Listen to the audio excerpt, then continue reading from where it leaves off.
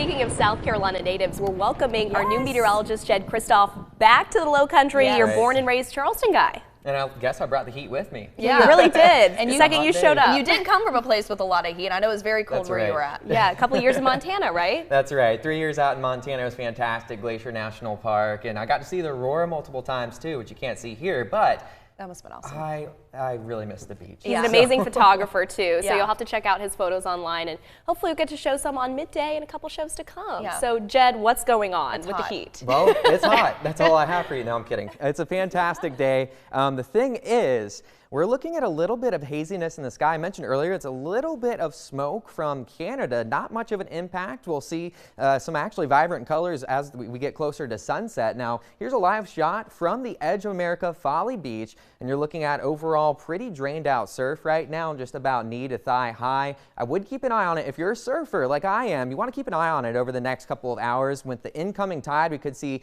perhaps a little bit of a push there up to closer to 2 or 3 feet. Current temperatures around the Low Country into the 80s and 90s, right at 90 degrees already in Charleston, 87 here at News 2, 86 James Island, 83 meanwhile down on Folly Beach. So again, it's going to be a hot day today across the Low Country. Here's what we have: 92 degrees, Johns Island. That is the forecast high for today. Overall, just a light breeze, 86 on Edisto Beach. Meanwhile, looking out towards Mount Pleasant, 93 degrees, same thing in Jamestown, Kingstree, right around 92. I can't rule out a stray shower, perhaps a stray thunderstorm, but most of us are staying dry today. So here's your planner over the next several hours. Our high temperatures being recorded right around 3 p.m. by 4 o'clock. Still though into the mid 90s. By the time we get closer to sunset, 86 degrees, perhaps a pretty good sunset like I mentioned earlier, and then temperatures begin to drop mid 70s by the time we get beyond midnight. So again, surf in that 2 to 3 foot range. Keep an eye on it over the next hour or two. If you're a surfer, that's when you have your best shot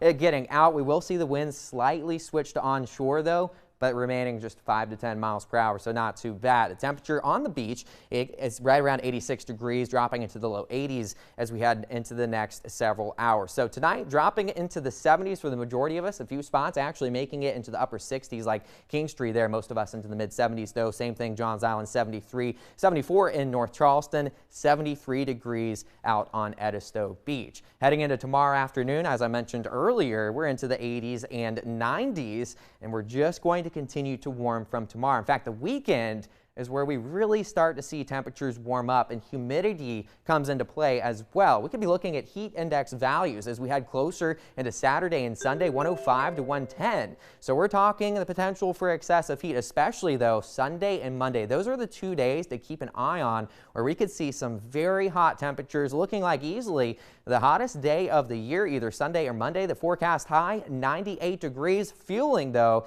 like we could be approaching 110 with the heat index value in play. And then we head into early next week. Temperatures staying into the 90s. I do think we'll back off a little bit as we head closer to Tuesday and Wednesday, likely looking at better chances for scattered showers and thunderstorms, mainly just in the inland locations though, because as we see the sea breeze march on inland during the afternoon hours, that could begin to pop off a few showers and thunderstorms. So the beach is a good bet if you're heading out for Independence Day. 88 degrees Tuesday afternoon. Wednesday right around 86 degrees. Overnight lows mainly into the mid 70s.